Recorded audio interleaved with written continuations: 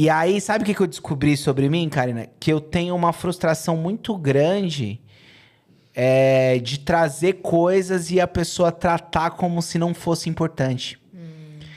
Por causa que tudo que eu falo de uma maneira muito afetiva e achando que aquilo é muito importante. Tipo assim, eu tenho essa mania de eu li uma coisa num livro, eu já quero compartilhar. E às vezes o outro trata como se fosse um negócio que assim, tipo, ou nem prestou atenção, ou tá no celular. E aí eu percebi que eu tenho essa mágoa dentro de mim. Que interessante. De caramba, mano. Eu falei um negócio aqui que parece que abriu minha cabeça, que iluminou minha vida. Eu quero iluminar dele. E a pessoa tratou como se não fosse nada. E a partir dessa devolutiva da minha tia, eu percebi isso. Interessante. Que aí eu falo, pô, tipo, isso é uma coisa que me deixa um pouco triste, assim.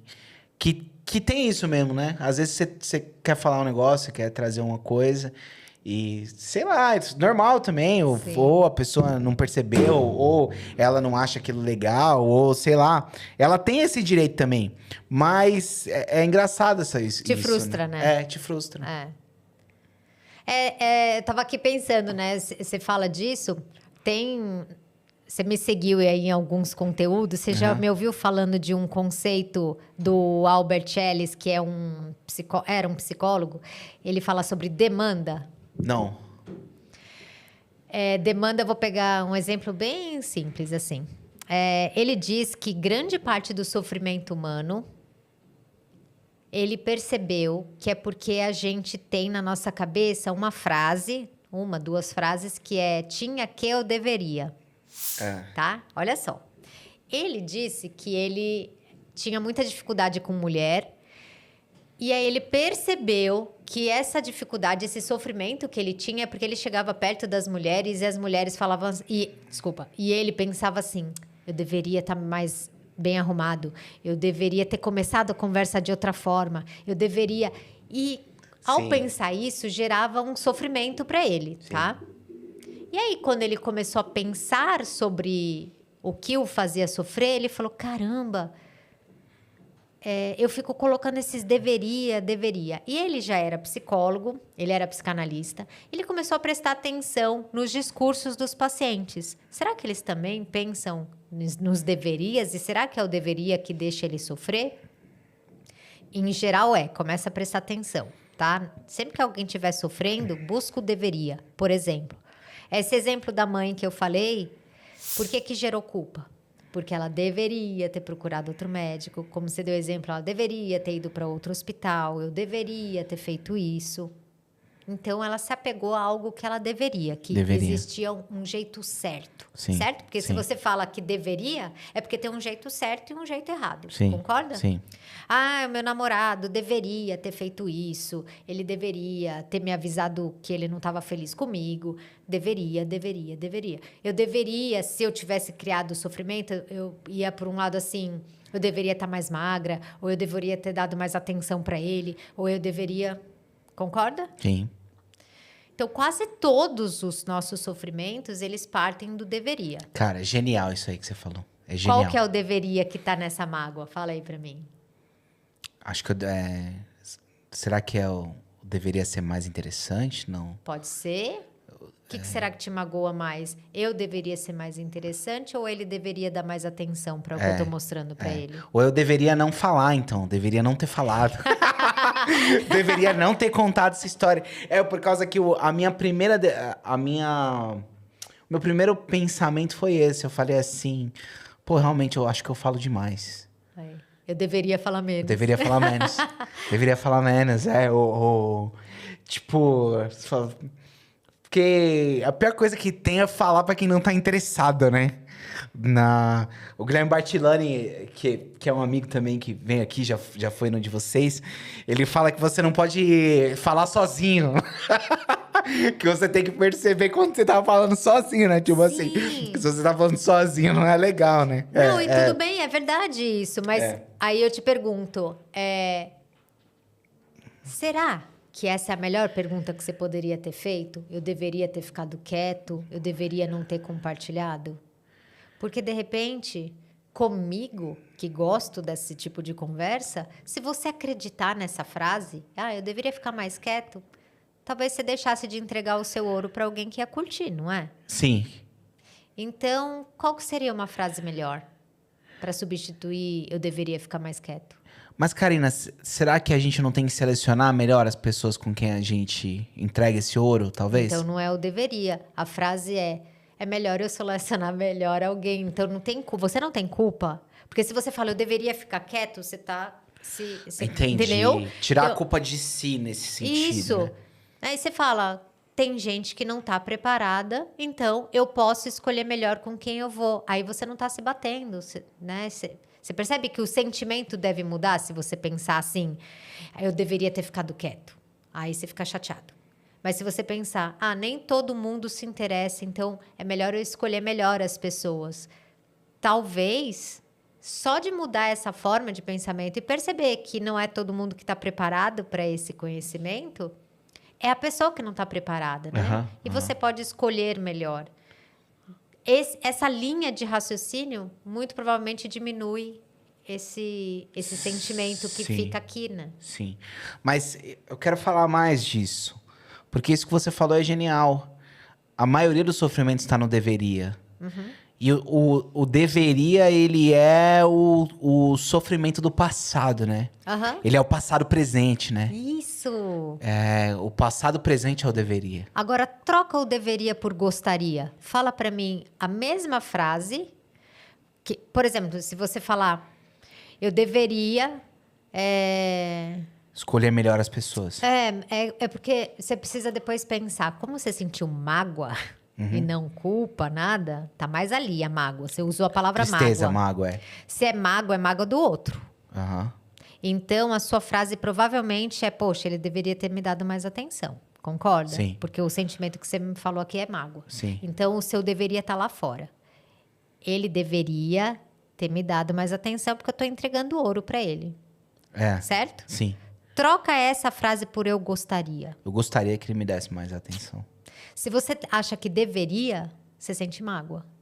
Se você gostaria, mas ele não te deu, talvez você sinta frustrado, mas não magoado. E essa diferença entre mágoa e frustração, pode acreditar, é de intensidade diferente. Por exemplo, eu gostaria de ter estudado mais, de ter me dedicado mais. Eu gostaria. Não, eu deveria. Porque não é um dever. Tá. É um desejo. Tá. Então, o que está sendo ferido não é o certo e errado. É um desejo. E é diferente. Olha só, se eu falar pro meu marido, você deveria ter me ligado. Eu tô pondo como quase uma obrigação. É um dever. Sim. Agora, se eu reconhecer que não é um dever, porque ele não é obrigado a nada, e é um gostaria, é um desejo. Ele já recebe diferente. Eu gostaria que você tivesse me ligado. Olha a diferença. Imagina, eu mando uma mensagem para você, você deveria ter me avisado, não sei o quê. Ou eu gostaria de que você tivesse me avisado. Eu gostaria, o peso é menor. E os sentimentos acompanham o peso das palavras. Sim, sim. Me parece também que o deveria, ele é uma coisa que te faz procrastinar o futuro também. Ele não é só o passado presente, ele é também a razão pela qual você não faz mais, né? Porque assim, se eu deveria ter estudado mais, parece que já não tem mais nada que dá pra se fazer, né? Acabou, né? Acabou, Eu né? deveria e não fiz, acabou. Isso. Agora, se você gostaria, então tá. Se você gostaria e não fez lá, então por que você não faz agora? Porque não é um dever, é um desejo. Seu desejo tá aí, faça. É louco como tem essa coisa. Se eu pudesse ter entrado na academia com 18 anos, se eu pudesse ter estudado mais, se eu pudesse... E aí parece que você já não pode mais fazer nada, né?